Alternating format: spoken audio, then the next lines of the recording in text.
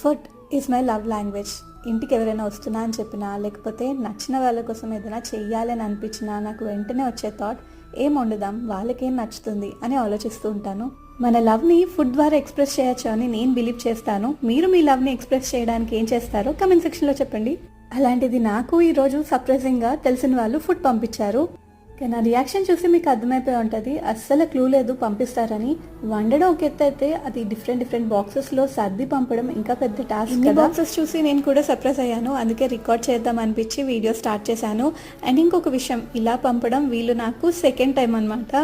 So నాకు తెలుసు items ఎక్కువే ఉంటాయని, అందుకే రికార్డ్ చేశాను. అండ్ చాలా టేస్టీగా ఉన్నాయి. అన్నీ కొంచెం ప్లేట్లో వండించుకొని మనస్ఫూర్తిగా తిన్నాను. యాక్చువల్లీ ఈరోజు మా హస్బెండ్ బయటికి లంచ్కి వెళ్ళారు, అంటే భోజనాలకి వెళ్ళారు. సో నా కోసం స్పెషల్గా ఏం కుక్ చేసుకోలేదు. ఇలా వీళ్ళు పంపడం చాలా హ్యాపీ అనిపించింది. అన్నదాత సుఖీ భవ.